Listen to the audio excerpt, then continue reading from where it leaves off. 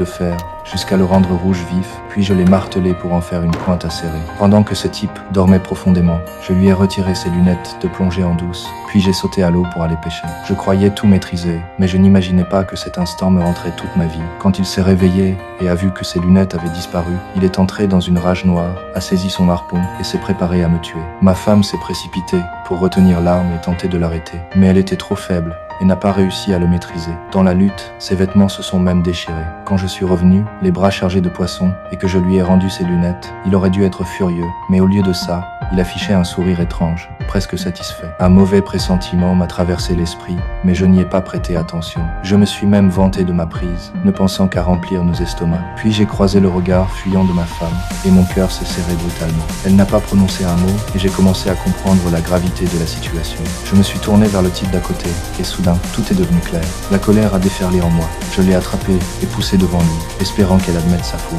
Mais quelques minutes plus tard, à ma stupeur, elle s'est mise à danser avec lui comme si de rien n'était, comme si rien ne s'était passé. En voyant ça, j'en étais vert de rage. Je n'ai plus pu me contenir et je me suis juré de leur faire payer le prix fort.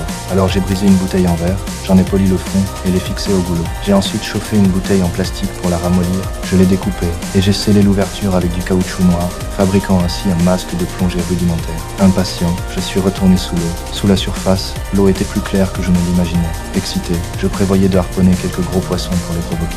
Mais à cet instant, j'ai aperçu une petite embarcation échouée au fond. La coque n'avait qu'un trou minuscule et on pouvait la réparer. Une idée a jailli dans mon esprit. Si je réparais ce bateau, je pourrais quitter cette île. J'ai immédiatement abandonné l'idée de pêcher, retiré mon masque et commencé à tirer l'embarcation. Marcher dans l'eau était épuisant et traîner un bateau plus lourd que moi a presque vidé mes forces. Je haletais sans oser m'arrêter, de peur que la marée montante ne l'emporte. Enfin, j'ai réussi à le ramener sur la plage. En voyant cela, ce type a compris lui aussi que c'était peu, être notre unique chance de partir. Il a accouru pour m'aider, mais je l'ai stoppé net. Il m'avait humilié auparavant et qu'il ne compte pas se rapprocher de moi maintenant. Les jours suivants, j'ai réparé le bateau seul, avec en tête une seule image, quitter cette île. Plus tard, ma femme est venue s'excuser.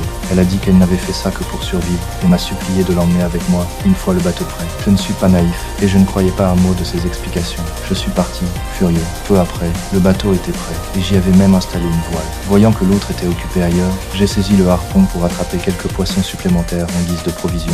Mais à peine entré dans l'eau, j'ai senti que quelque chose clochait. Je suis remonté à la surface et j'ai découvert qu'ils avaient déjà chargé toutes nos affaires à bord et qu'ils voulaient voler mon bateau.